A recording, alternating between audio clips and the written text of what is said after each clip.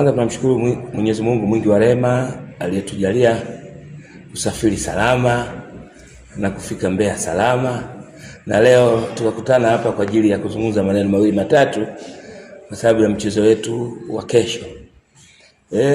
Kwa ujumla ni kwamba sisi tunajua kabisa tunacheza na timu ngumu ya Prisons. Tunawaheshimu kwa kuwa moja ya kanuni ya fair play ni kumheshimu mpinzani wako, haijalishi ukoje.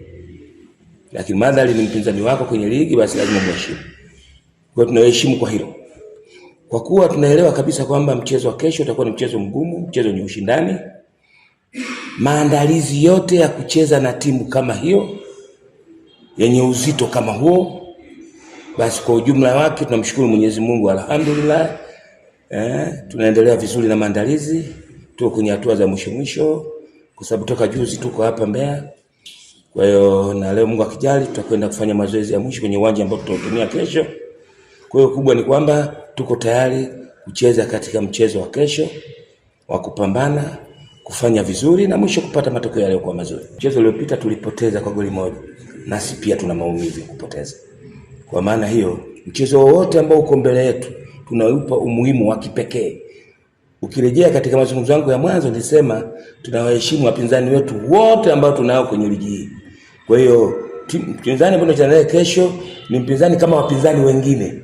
Haijalishi matokeo yake, yale ni ya kwao, sisi tunawaheshimu wao kama wao. Wao tunajiandaa kucheza na timu nzuri na kwenye mechi ambayo naamini itakuwa ni ngumu, lakini kubwa ni kwamba tumejiandaa vizuri kucheza na mechi kama hiyo, kufanya vizuri na mwisho inshallah kupata matokeo yaliyokuwa mazuri.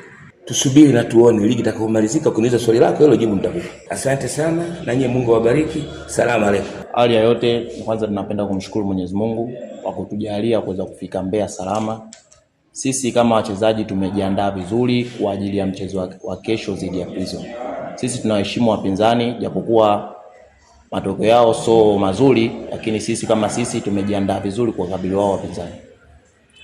Na ni Abdulkarim Kiswanya huyo akielezea maandalizi yao wao kama wachezaji. Tunakutakia kila laheri na panapojaliwa muendelee na maandalizi mema kuelekea katika mchezo wa siku ya kesho. Na punde na kwenda kuungana na kocha msaidizi wa kikosi cha mafande wa Tanzania Prisons Innocent Mwambonde pamoja na mchezaji mwenye ushawishi Emmanuel Martin.